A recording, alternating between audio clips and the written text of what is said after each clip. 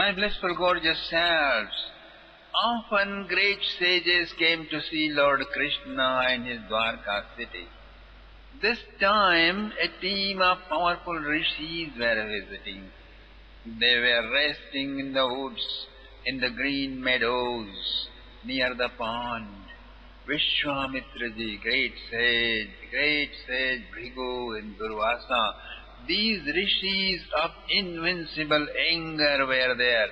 And then Kashyapji, Vamdevji, Vasishthaji, Atri, Angira, Asit, Kanva and Narad were also there.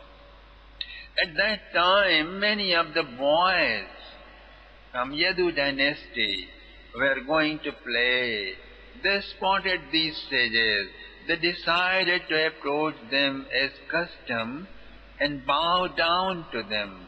Let's go.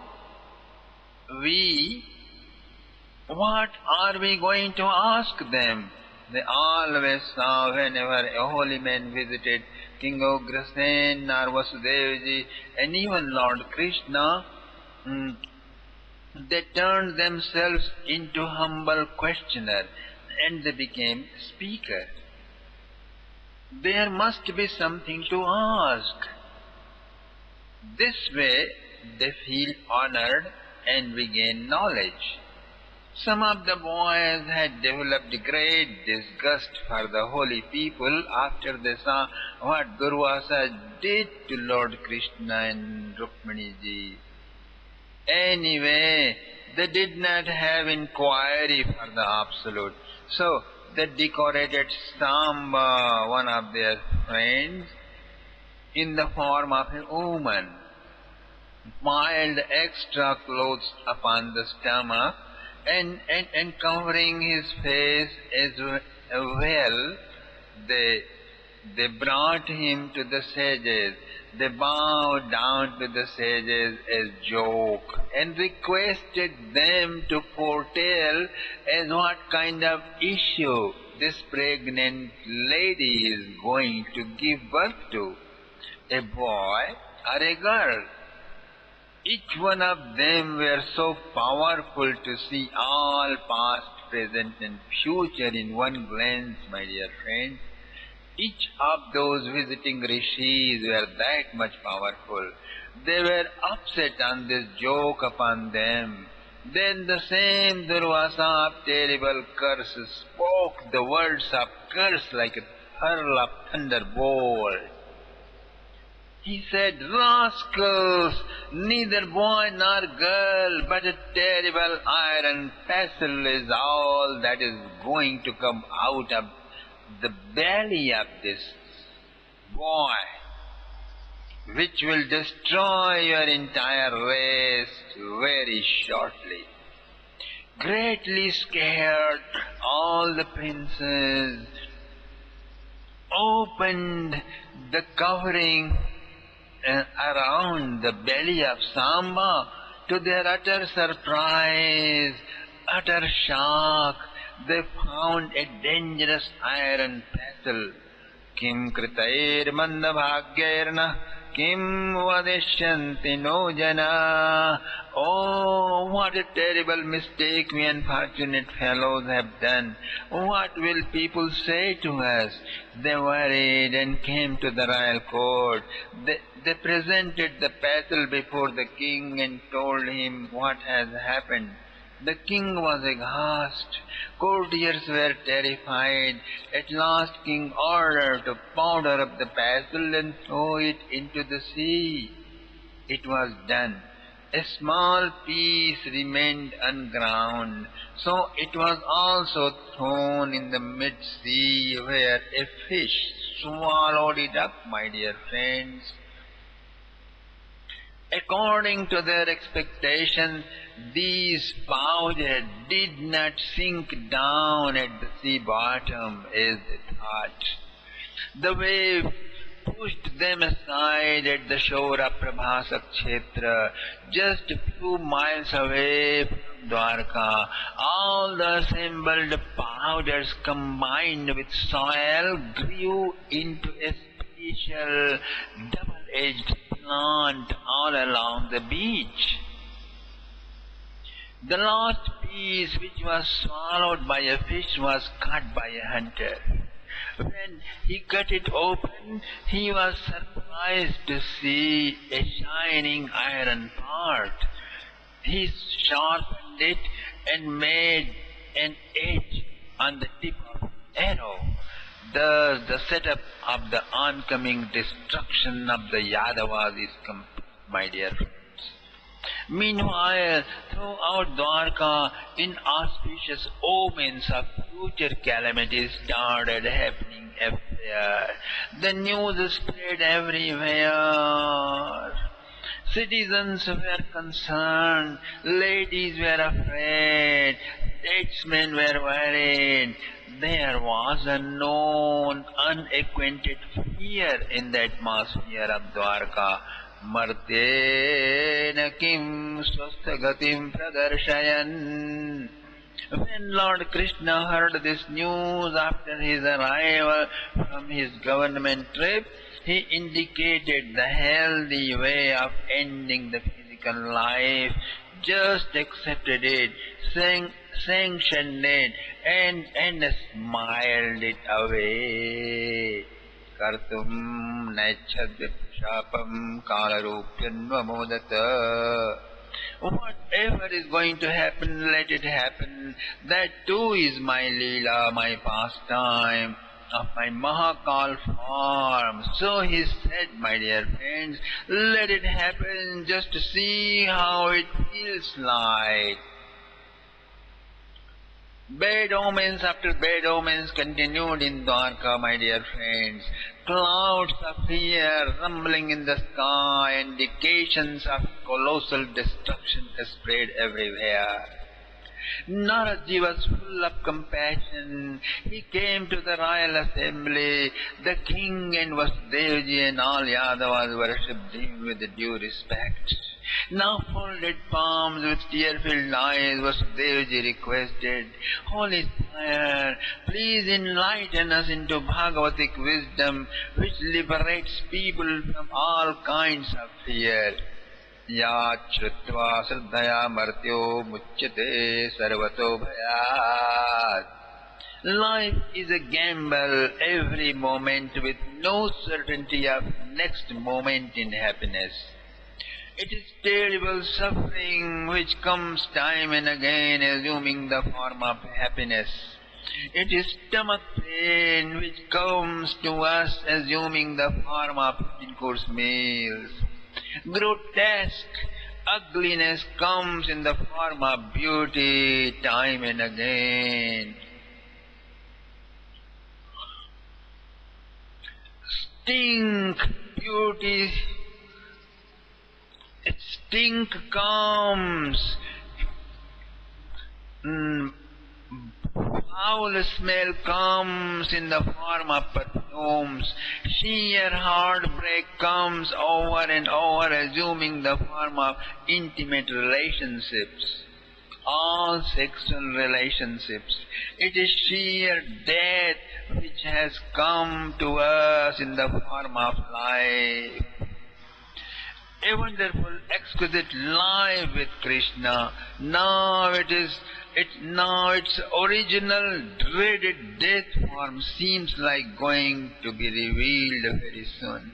Not only myself, but the whole city is dying, sunk neck deep in the sea of fear. Holy Sire, I have heard the Bhagavatic wisdom is a laborless process to go beyond, free from all fears whatsoever. So please shower your mercy upon us.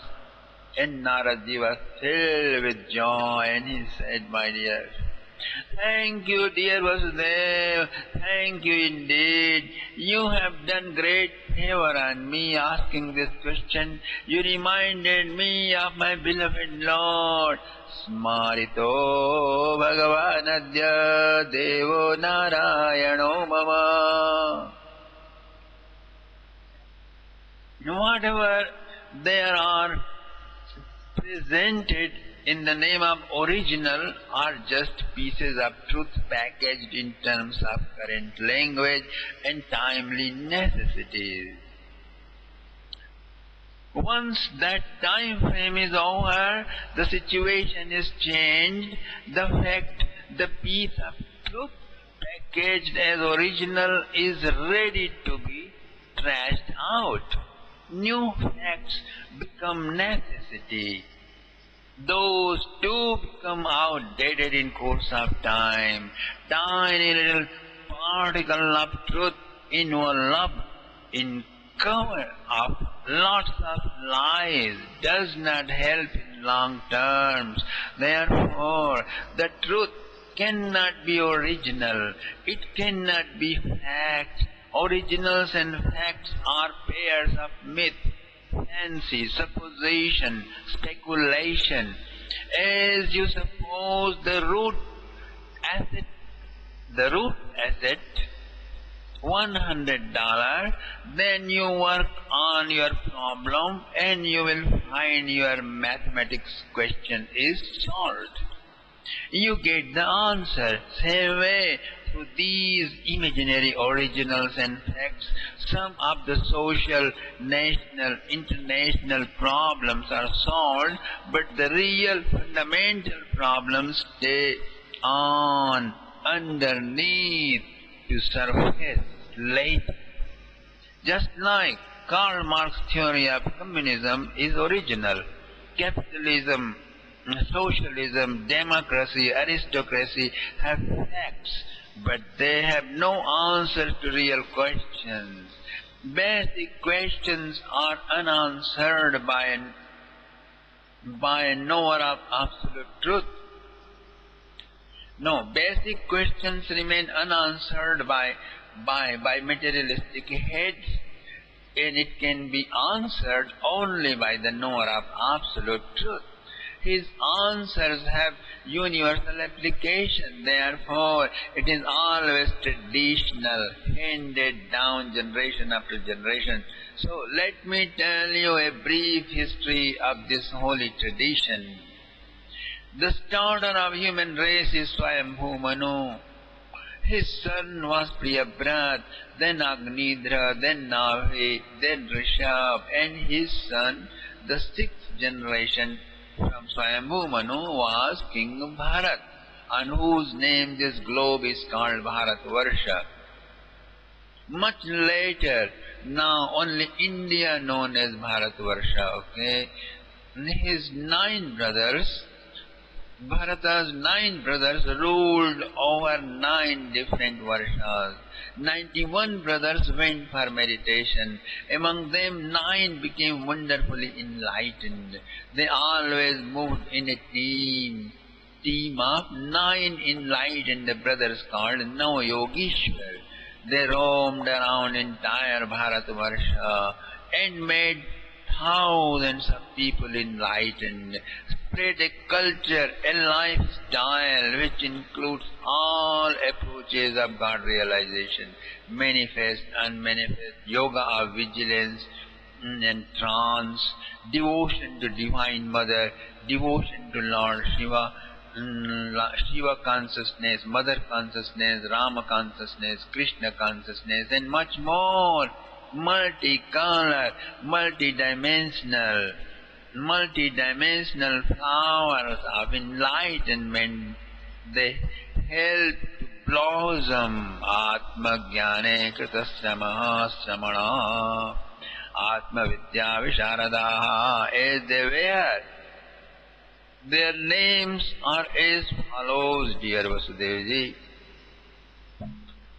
Kavir Hari Antariksha Prabhuddha Pritpalayana Avirodrodha Drumila Chamasa Karavajana.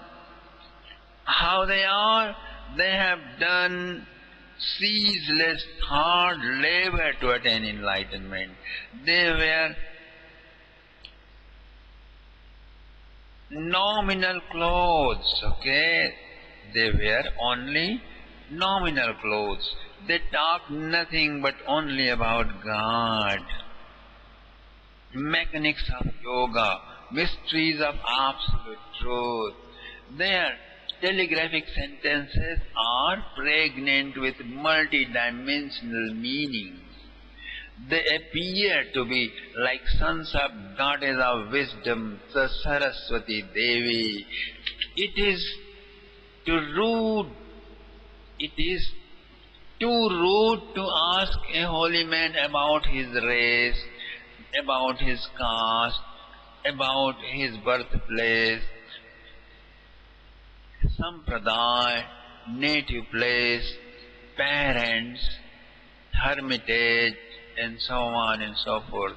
If you ask that, means you are not qualified for his wisdom.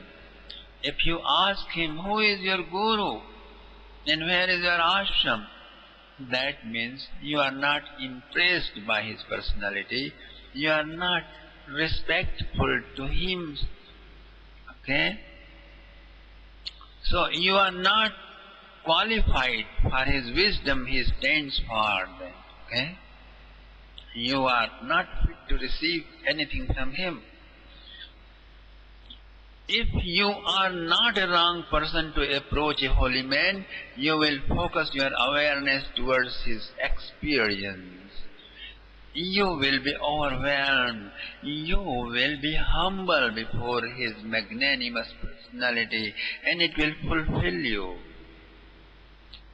You should have ability to perceive his vibrations, his aura of his experiences. Okay? This is how you can communicate with a higher conscious person. So Narad ji in terms of Shukdev ji describes Eti vai bhagavadrupam vishvam sada sadatmakam pashyanta. Like jar is none different from clay, as necklace is none different from gold, as waves are none different from water, same way this entire world with astral, celestial worlds are none different from God. Question arises, what kind of God they believe in? Not the God of Moses, not the God of Abraham, not the God of Egyptians, but Atmano Vyatirekena Pashyanto Vyacharadmahi. Atmano Vyatirekena Pashyanto Vyacharadmahi. Atmano Vyatirekena Pashyanto Vyacharadmahi. Om Namo Bhagavate Vasudevaya. Om Namo Bhagavate Vasudevaya.